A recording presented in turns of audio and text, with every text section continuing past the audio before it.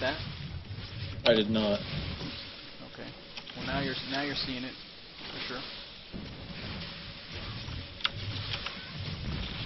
Oh, did he knight us in that shit? Did I not hear the scream? No, he didn't knight us. He just tunneled right under your roaches and right past the spore crawler.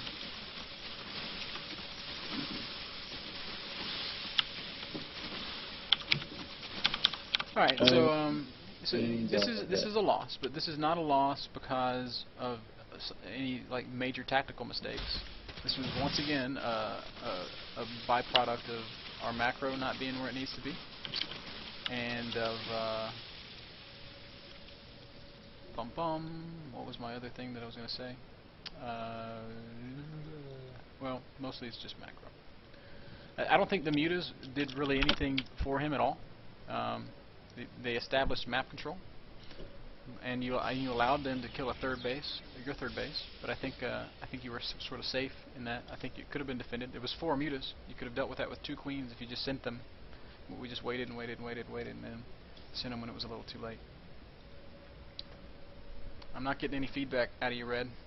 I'm just trying to reflect and process on what you're saying, because I guess I was in the just in the thought that I only had 2 queens. He had 4 or 5 mutas, and with good transfuses, they might have been able to take them. It just seemed it seemed like that the hatchery was almost a lost cause as far as the queens go, just because how slow they move off creep, and I had any spread over there.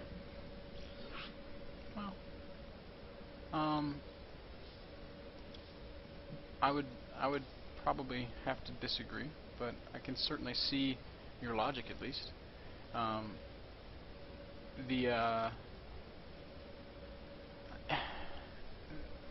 The hatchery is important for so many reasons. It's your third base. It's means for more production, and it's well, that's really all. I guess it's more creep on your side of the map, but you have to have it. You have to save it. And certainly if you lose it for free, you're setting yourself back a great deal. And you knew also, and importantly, that he was taking his third at the same time, right? Right. So, like, that was the moment in the game where he kind of catapulted past you in terms of the advantage, because y'all were. It was very, very, very even, and I was commenting on that as the game was playing out. And then you lost the hatchery, and then it was not so even anymore, because all of a sudden he's on 3 bases. He's used the mutas to great effect for the map control that we talked about. And like we said, when you have map control, you're free to drone, and he was droning hard. And after your hatchery went down, he added like 20 drones, and he went up to like 54 drones, and you're on like 32. And that's why after that you felt so far behind. So say you're in that situation, would you not be in that, not get in that situation? Would that be a response? Or if you're at the point where you're expanding, going around, and you see that he's got his spire down and that he's got some mutas flying around the map, what's your natural reaction to that? Because you went Hydra. I don't have, and I would have definitely gone Infester first. Like, you went Hydra first. I think Infester. Well, I mean, first. as far as go ahead. As far as him having, we both have overlords around the map. For a while, no one has anything that shoots up, aside from queens. Right. So they're scattered all over the map. You got great vision, and then he pops out Hydras, and I do not. So now he easily gets map control just because he can go around and overlord snipe. Meanwhile, see everything Hydras? Huh? With Hydras? Maybe I said that he had mutas. Well, I have Hydras, but I mean, Hydras can't chase mutas. I'm sorry, I lost you. You said he pops out Hydras or he pops out mutas? I meant mutas. Okay. He pops out mutas. What just happened last game? Yeah, and he can freely go around and snipes overlords or harass or whatever else. Now I can easily have, Hydras defend that off, but at that point I've lost map control, and how would I even get it back or be able to poke at his third, because he has overlords all over the place and I have nothing that shoots up? Yeah, we started to talk about this a little bit in the game, and when you went Hydra. And you have 2 options when he goes Muta. You can either go Infester or go Hydra. You sort of went both. Here's the thing about Hydras. They're a strictly on creep unit. They're purely defensive. they don't let you take map control back. They let you secure your base, but they do not let you take map control back. If you go infester instead, you just make you make one more queen at each of your bases, and you use those infestors. And you, like in that situation, the second he starts attacking your hatchery, you send all your queens, and then you send one infestor up and you fungal those mutas, and they're fungled out of range of the queens, and the queens just easily pick them off, right? Right. And then you've dealt with the harass, and you've retaken map control, and like instantly. So I would have definitely gone straight to infestor rather than getting the Hydra Den down. And we could probably, I don't know that Hydra was necessarily even the wrong choice.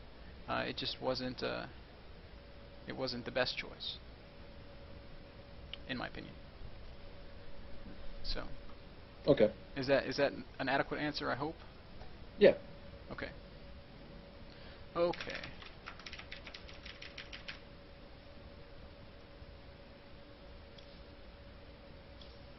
Here we go.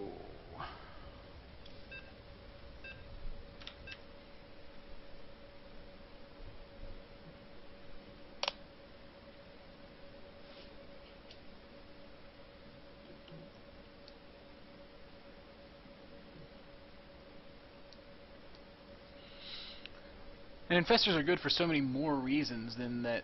They let you deal with the mutas.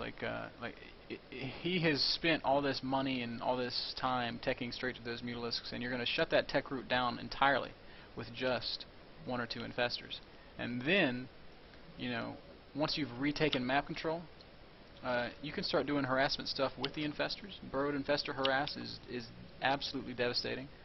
And of course, everybody knows how awesome infestors are at dictating angles and engagements in ZvZ, right? I don't know if everyone knows that. Well, you and I certainly know that, right? Oh, absolutely. Absolutely. No question. I mean, ZvZ, and maybe we haven't talked about this, but I'll say it. When it comes to in-game ZvZ, a 200 army against a 200 army, the guy that wins is the guy with better positioning. I mean, hands down. It really ultimately all boils down to who has the better concave. And this isn't only true in 200 army versus 200 army situations. If you watched the GSL Code A match between Rhett and I think it was Xenio, Rhett was defending against an army that was 50 supply bigger than his, and he won multiple times because he had better positioning. That's just kind of the dynamic of ZvZ. ZvZ will always favor the defender.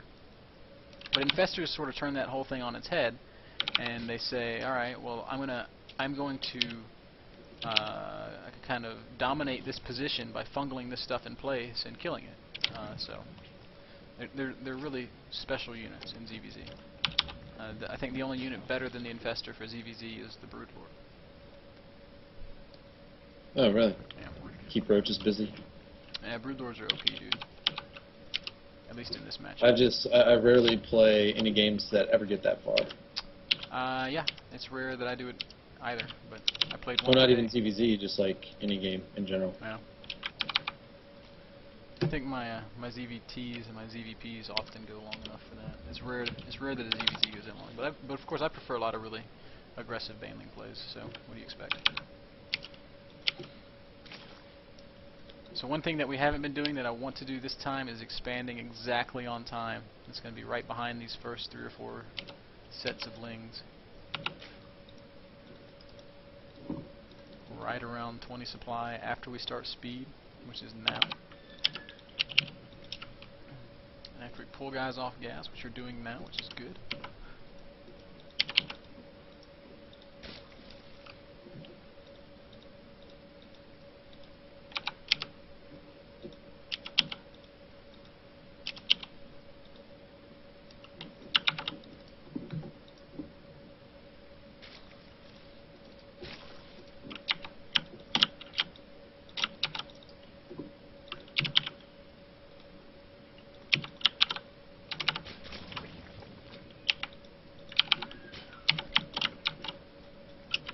Hatches down, your lings are out. You're not really in a position right now where you can drone.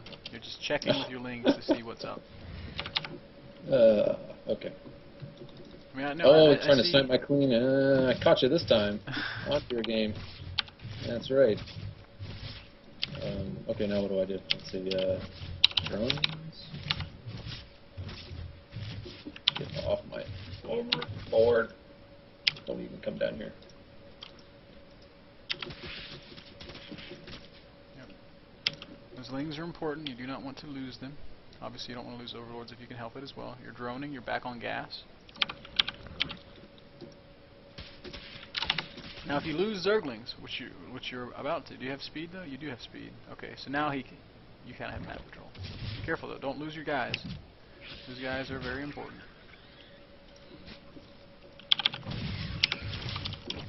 And you see he's gone roach.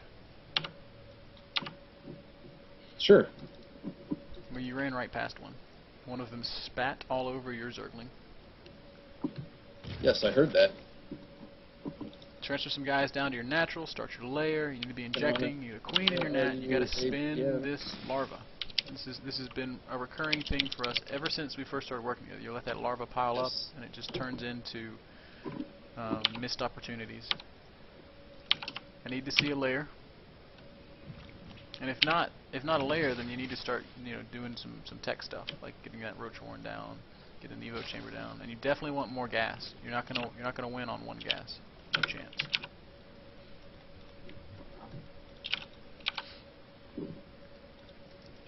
So we know what he's doing, right? Roaches. Roaches and lings. And the way we match that is with roaches and lings of our own, right? Absolutely. Positively. Oh, looks like you're gonna get an overlord. I will. Suck on that, callus. Still hopefully adding drones as you are, which is good. The only real major... Go ahead. This is where I would usually get into trouble, is because I do all this fun stuff, and I'm like, yes, it's drone, drone, drone, and then yeah, well, that's what I was going to say. actively looking, then it's all of a sudden he goes, oh, well, I'll see your drone, drone, drone with roach, roach, roach, and my face well, that's gets the thing. pushed You got to be checking the front. You can't just let him be doing his own thing. But as you poke in here and check, you see, right? You see that he's got that same little army that you saw previously. He's not showing any more units. It doesn't mean there aren't any. Oh, I thought he left the game. Wrong person. Let's get that evo chamber working for you. And get some attack. And but I will say and that we need to start making units soon. Attention. Yes. You've droned very well, but we got to start making units soon. Because he's gone roach, right? What do you know about roach? Let's see, they run on the ground, they spit, 4 range. Do they have 1 armor, 1 base armor? Okay, yeah, that's with right. Upgrades, You're giving me lots of cute stats. But when a Zerg player goes roach, what is he waiting for to attack? Speed timing. There you go, exactly. So you know roughly what the speed timing is, right? I guess I'm not sure. You should be able to check it by looking in your main and clicking on your roach horn. Oh, well, yeah. Right. I don't know the exact... You don't know if he's exactly the same as you, but you know roughly it's approaching, right? Yes, the time is... So you have to be preparing yourself for that. Now, if that time comes and goes and nothing happens, then, something else is up. But you know that this roach speed timing is something that you need to be aware of, and you need to be kind of preparing for it by making units so that you have adequate forces in place should he come and attack you. And you're doing a good job. Your macro is better. It's still not superb, but it's doing better. Spend that money. And there you go. Fantastic. Excellent, excellent, excellent. The only thing that I have to complain about is the fact that you're really not maintaining any vision of his front. You're not really checking. Yes. I like that idea.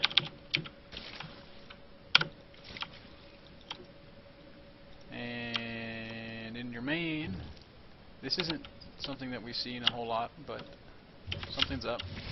It's roach drop.